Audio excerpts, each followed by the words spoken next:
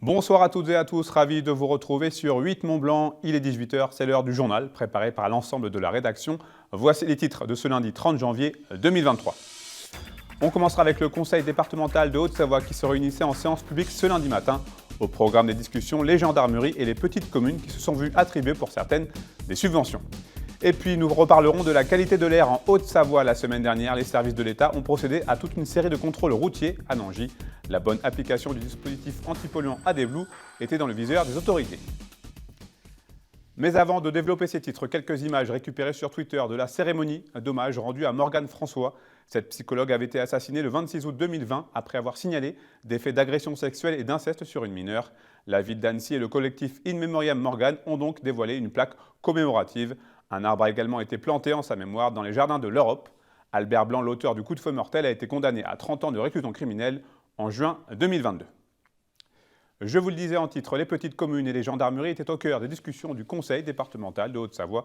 Ce lundi matin, une séance publique s'est tenue à l'hôtel du département. L'objectif de cette réunion était de voter plusieurs délibérations au sujet des divers aspects de la vie du territoire.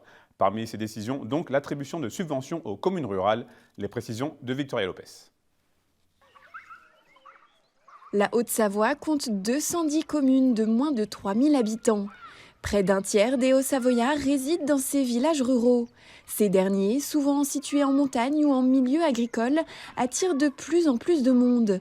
Pour les aider à investir dans des infrastructures publiques, le conseil départemental a voté ce lundi matin un budget de 10 millions d'euros. Nous avons réuni, il y a de ça presque un an, réuni les élus de ces communes pour le co-construire finalement et puis écouter leurs attentes, leurs demandes, leurs projets pour qu'on soit au plus juste et que ce soit adapté.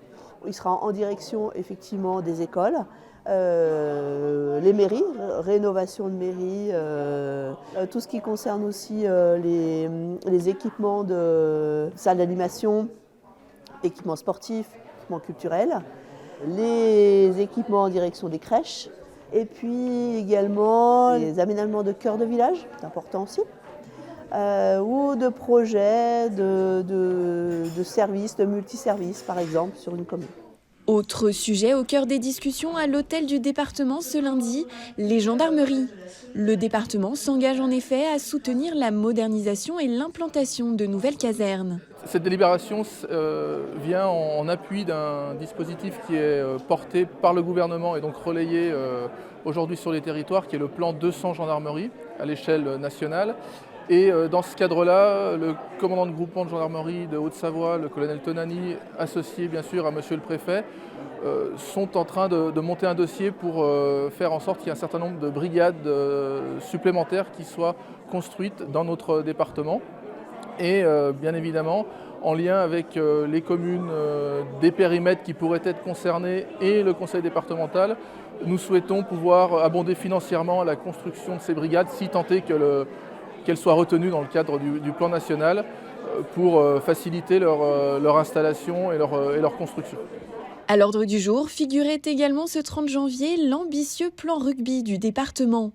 Alors que la France accueille cette année la Coupe du Monde, la Haute-Savoie se prépare à un engouement pour la discipline.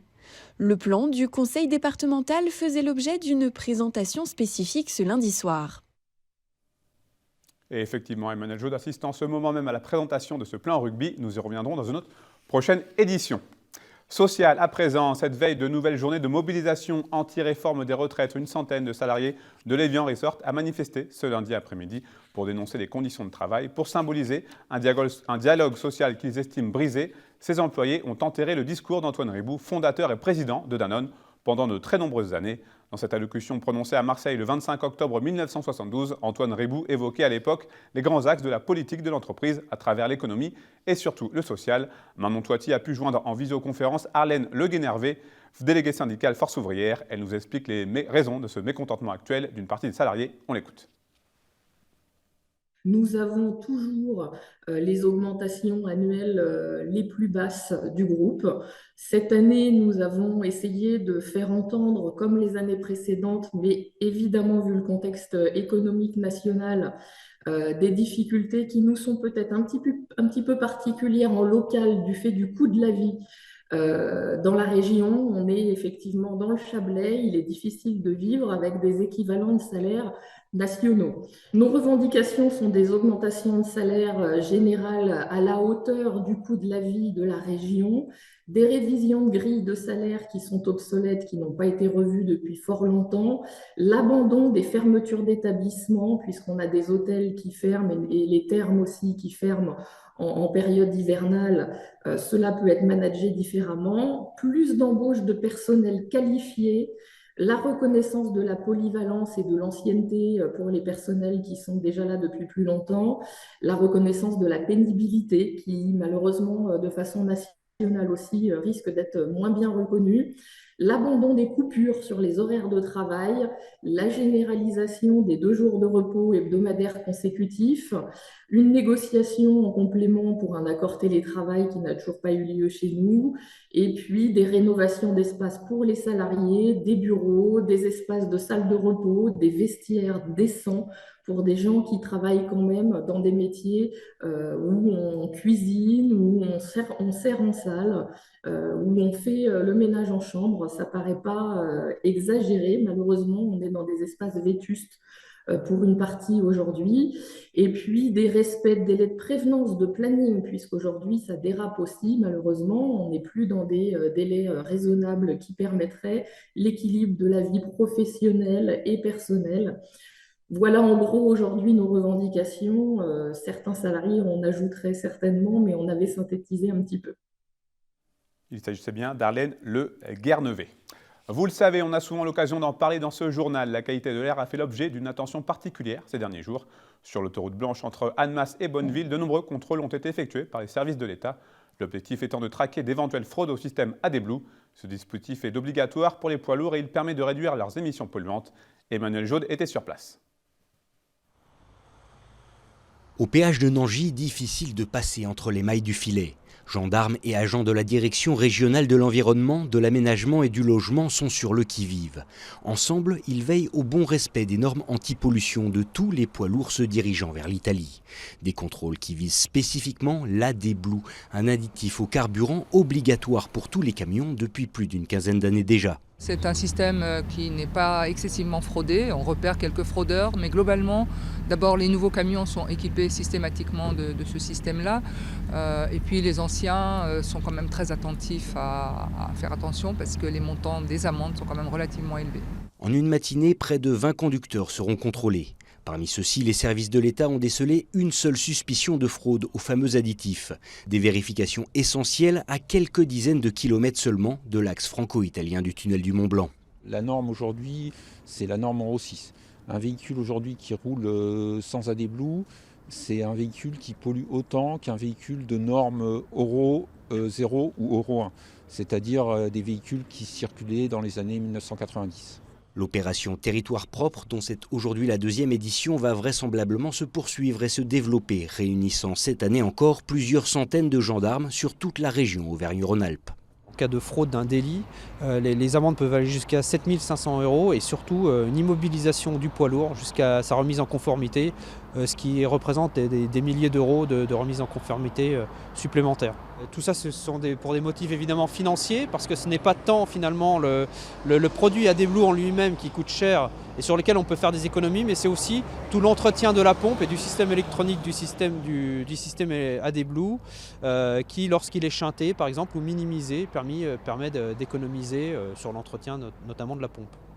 Des contrôles qui auront également permis de mettre en lumière de nombreuses autres irrégularités grâce à la mobilisation d'une cinquantaine de militaires sur les différents axes autoroutiers de la Haute-Savoie. Du sport pour aller jusqu'à la fin de ce journal. En football, le FC Annecy jouait à Pau ce week-end et les hommes de Laurent Guyot ont porté à 11 leur série de matchs sans défaite, toutes compétitions confondues, même si le Cercle au Parc des Sports d'Annecy est 13e du classement de Ligue 2 avec 6 points d'avance sur le premier relégable. Alors qu'Avoria accueille actuellement les épreuves qualificatives réservées aux jeunes, une compétition que vous avez d'ailleurs pu suivre sur notre antenne, le Freeride World Tour a débuté ce week-end en Espagne du côté de Baquera-Beret dans les Pyrénées. En snowboard, le Français Ludovic Guillaudia a terminé 3e de cette épreuve inaugurale. En ski, la performance du jour est signée Oscar Mandin. Le skieur de Morzine-Avoria se classe 2e pour sa toute première participation au Freeride World Tour. Pour rappel, il avait bénéficié d'une invitation après le forfait de plusieurs freeriders. Je vous propose tout de suite d'écouter la joie d'Oscar Mandin après son run. Mon run, super, j'ai fait tout ce que je voulais. Je me suis bien fait secouer sur le backflip, comme vous pouvez le voir. Je suis resté solide, ça l'a fait. Au départ, je me suis dit qu'une chose, c'est que j'ai fait 7 saisons sur le qualifier pour être là aujourd'hui. Donc j'avais vraiment à cœur de montrer que j'avais ma place et que je pouvais faire de belles choses. Donc je suis vraiment content et l'ambiance ici à Baqueira, c'est juste incroyable. Le public, il partage ta joie et tout, c'est chouette. On a eu un peu peur ce matin avec les conditions, mais au final, un bon show et c'est top.